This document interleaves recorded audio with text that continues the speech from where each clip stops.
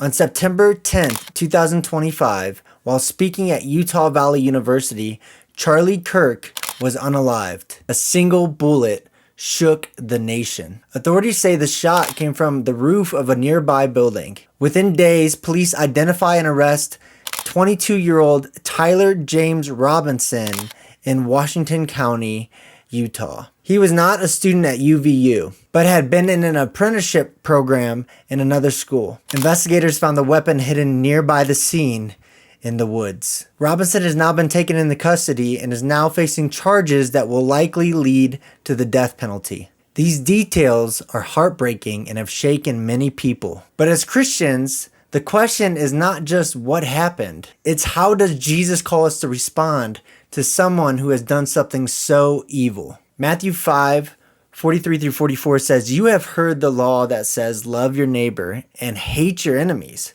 But I say, love your enemies. Pray for those who persecute you."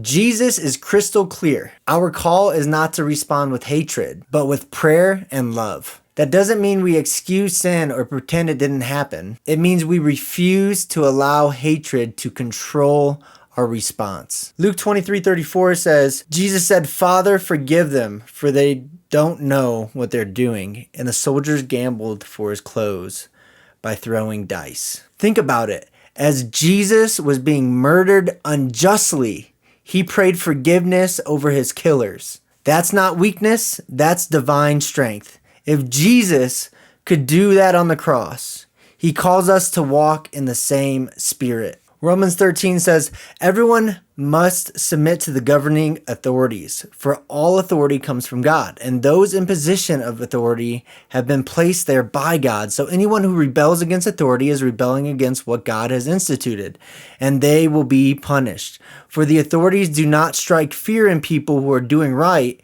but in those who are doing wrong." Would you like to live without fear of the authorities?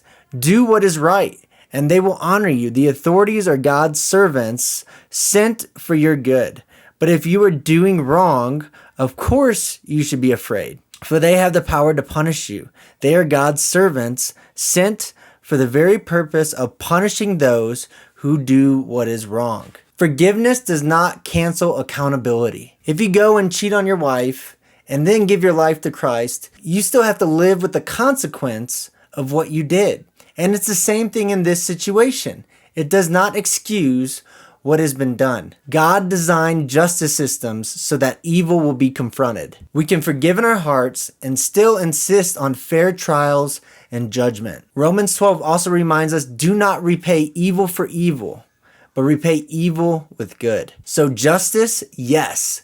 Vengeance, no. Now there are practical ways we could love our enemies. Number one, we pray for the families of the victims. Lift up those grieving and ask God to comfort them in this time. Number two, pray for the offender's heart. Pray for Tyler Robinson. That sounds impossible, but it's exactly what Jesus commands us to do. Pray that his heart softens and that he repents. Number three, resist revenge culture. Don't spread hateful posts online. Don't let vengeance and hatred rule over your life. Instead, speak words that point people to Christ. So my challenge for you is this week when anger rises up, pause. Remember Jesus' words, love your enemies and pray for those who persecute you. That does not mean you're saying what happened is okay. It means you're choosing to trust God with justice and to keep your heart free from any hatred. Evil is real, but so is God's power to help us love our enemies. May we be people that look like Jesus even in moments of tragedy.